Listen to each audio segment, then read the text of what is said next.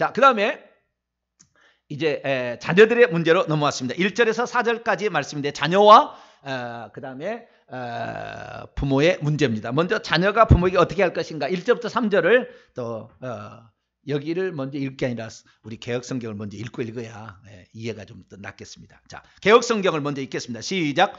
자녀들아, 주 안에서 너희의 부모에게 순종하라. 이것이 옳으니라. 내 아버지와 어머니를 공경하라. 이것이 약속 있는 첫 계명이니 이로써 내가 잘되고 땅에서 장수하리라. 아멘. 자, 직역합니다. 시작. 자녀들아, 너희는 주님 안에서 너희의 부모들에게 순종하고 있어라. 계속입니다. 현재 명령법이에요. 왜냐하면 이것이 의롭기, 옳기 때문이다. 너는 내 아버지와 그리고 내 어머니를 공경하고 있어라. 이것도 계속이요. 이것은 누구에게든지 약속 안에 있는 첫째의 계명이기 때문이다. 그 다음, 너는 그것이 너에게 잘되기 위함이다. 그리하여 너는 땅 위에서 장차 오래 사는 이로 있을 장수할 것이다. 이렇게 말해요. 그러니까 이것은 여기 잘 보시면은요, 자녀가 부모에게 해야 될 건 두 가지입니다. 두 가지. 하나는 뭐예요? 순종하는 것. 또 하나는 공경. 두 가지였던 거예요. 하나가 아닙니다. 그런데 십계명은 공경하는 것만 나와 있습니다. 순종하는 건 안 나왔어요. 그 이유는 좀 이따 설명해 드리겠습니다. 그래서 여기에 지금 사도 바울이 자녀가 부모에게 해야 될 도리로서 말하는 것은 두 가지를 얘기했다는 거예요. 순종하는 것과 공경하는 것. 그러면 복이 있다는 거예요. 복이. 그 복이 두 가지인데요. 하나는 잘 된대요. 뭐라고요? 잘 돼. 유라고 돼 있거든요. 헬라어로 유라는 말은요, 굿이라는 거예요. 잘 되는 거, 잘 되는 거. 좋다 이런 건데요. 잘 되는, 형통한다는 거죠. 그 다음에 또 하나, 그리하여 너는 땅에서도 오래. 부모를 공경하고요, 부모를 말을 순종 잘한 사람들은 반드시 장수합니다. 장수하게 돼요. 이런 축복이 있다는 겁니다. 자, 그럼 이것을 제가 설명을 해보도록 하겠습니다. 자, 첫 번째, 자녀들 순종하는 것은 뭐고 공경하는 게 뭘까요? 이 차이를 알아야 되죠. 분명히 다른 개념이니까. 근데 많은 사람들이 이 개념을 잘 이해를 못하고 있더라고요.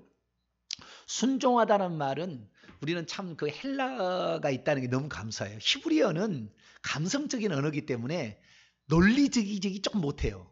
논리적인 그래서 분명한 어떤 개념을 가져오기가 없어요. 히브리어 동사는 희한하게 생겼어요. 희한하게 생겼어요. 동사 하나 가지고요 7가지를 만들어내요. 동사 하나 가지고 7가지로 문맥에 따라서 7가지로 해석을 해내야 돼요. 어떤 것으로 해석하느냐에 따라서, 그래서 구약 성경은 번역하면 천차만별이 나올 수밖에 없다고요. 그러나 신약 성경은 그러지는 않아요. 분명합니다. 딱 단어가 이것이다라고. 그래서 그 원류가 다 있기 때문에 순종하라는 것은 슈파쿠어라는 건데, 슈파쿠어라는 것은 슈포 뭐뭐 아래에서, 아쿠어는 듣다예요. 아래에서 듣는 것을 순종한다 이렇게 말하는 거예요. 아, 우리가 순종한다는 건 뭡니까? 아래에서 듣는다 이거예요. 아시겠죠? 헬라어를 보면요 분명히 단어의 뜻이 분명한 거예요. 그래서 우리가 부모에게 순종한다는 것은 아래에서 듣는 거예요. 네, 어머니, 네, 아래에서 위에서 엄마가 돼가지고 아버지가 돼가지고 그따위로 놀고 있어? 자빠졌어? 자빠져 또 나오네 주여.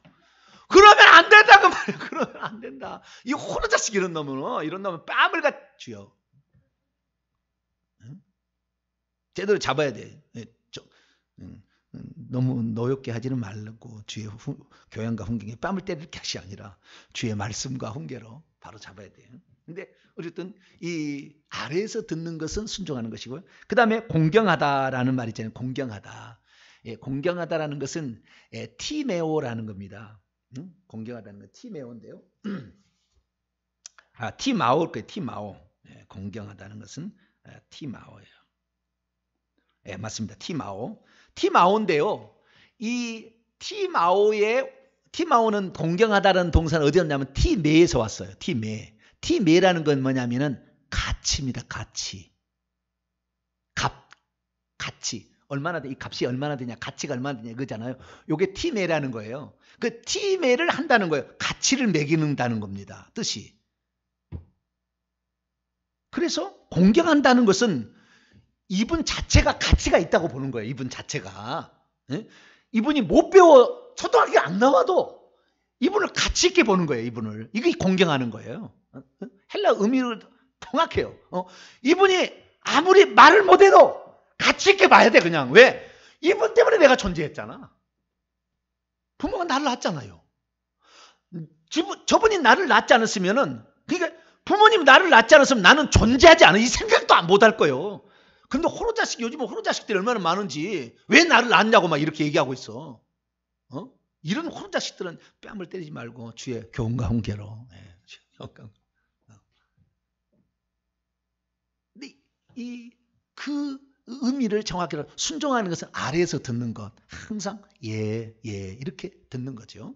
그 다음에 공경하라는 것은 그분을 값을 아주 후하게 쳐주는 거예요.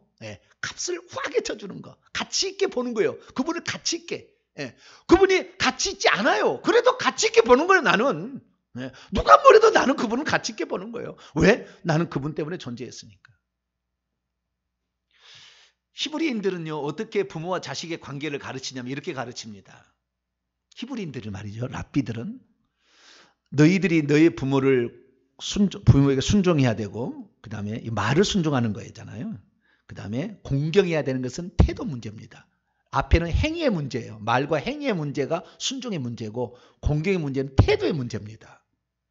근데 십계명은 태도의 문제고, 말과 행동의 문제는 언급하지 않았어요. 이유가 있습니다.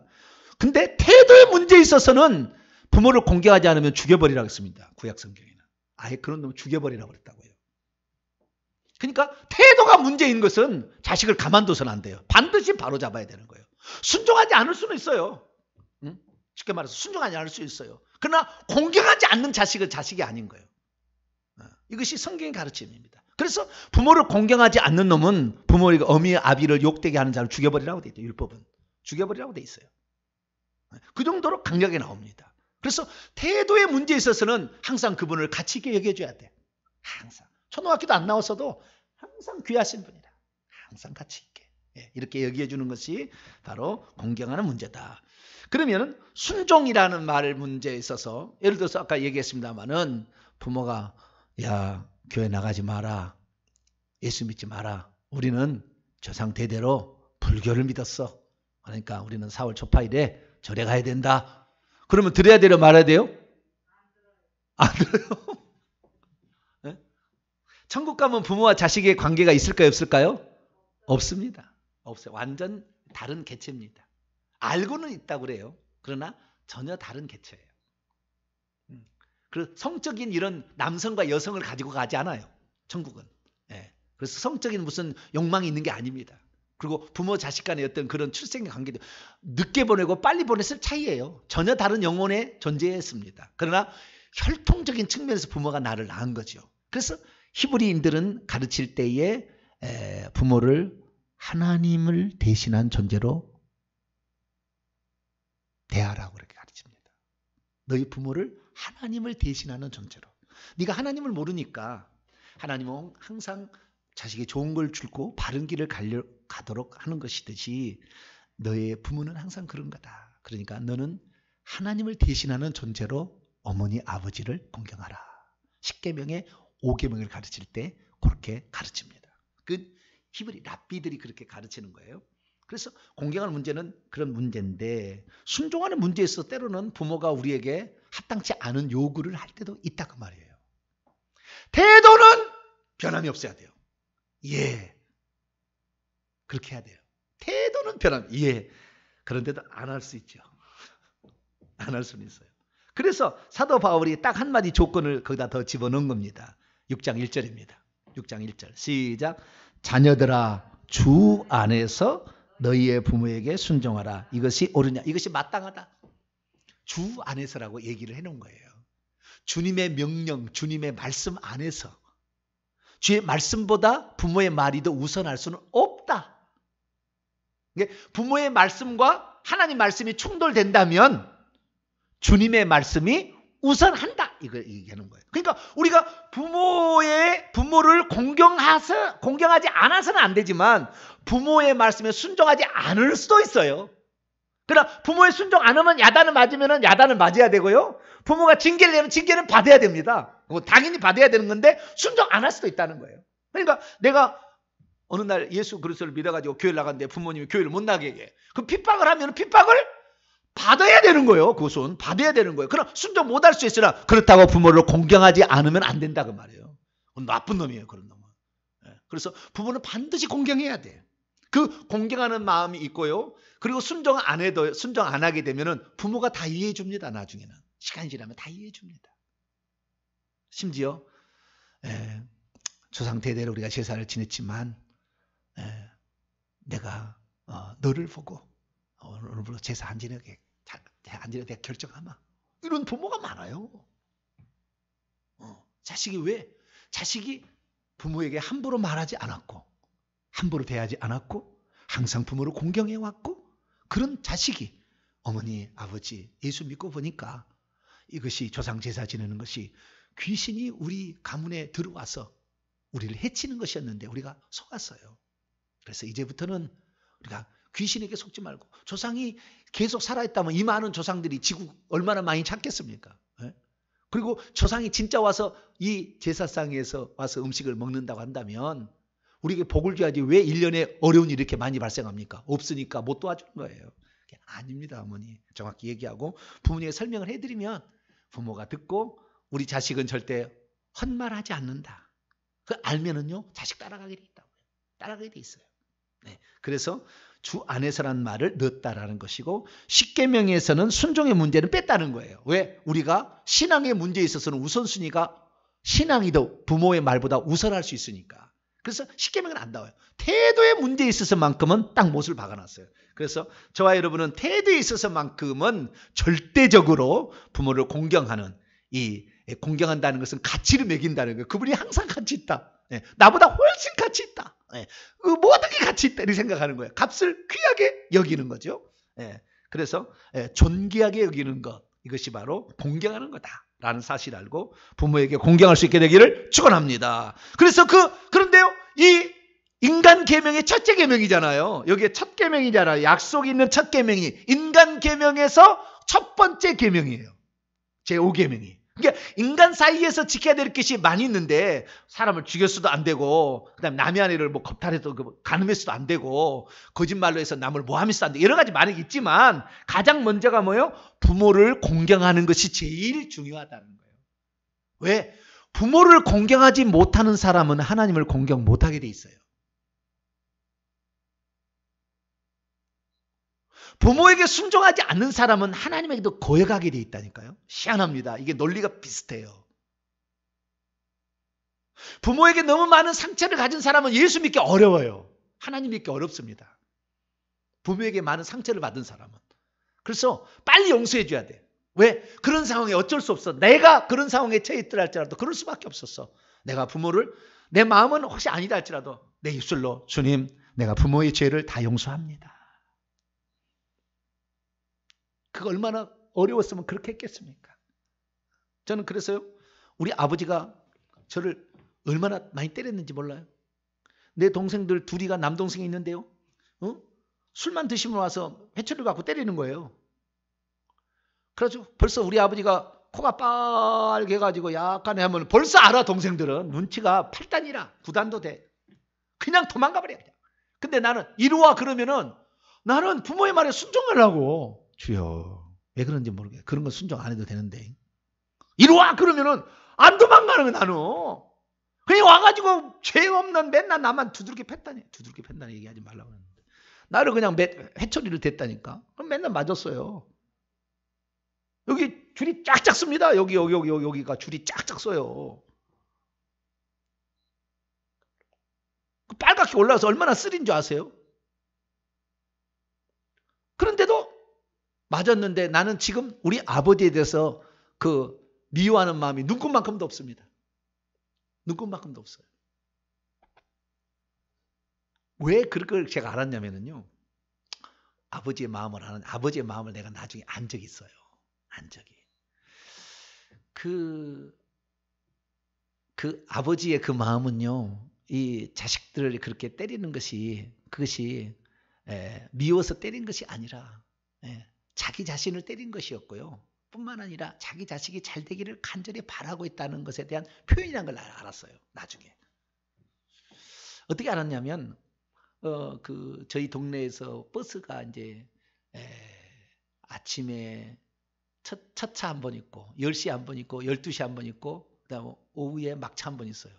그냥 하루에 4번밖에 차가 안 들어오는 거죠. 시골이라 옛날 시골이라. 아침에 첫 차를 타고 이제 이렇게 가게 되면은 그 첫 차가 6시 40분입니다. 6시 40분이면은 겨울에는 약간 컴컴합니다. 겨울에는. 근데 여름철에는 환해요. 환해. 근데 여름철에 동네에 그 미루나무가 아니라 버들나무 밑으로 쳐지는 게 있죠. 축축 쳐지는 나무. 그 버들나무 밑에 평상이 있어요.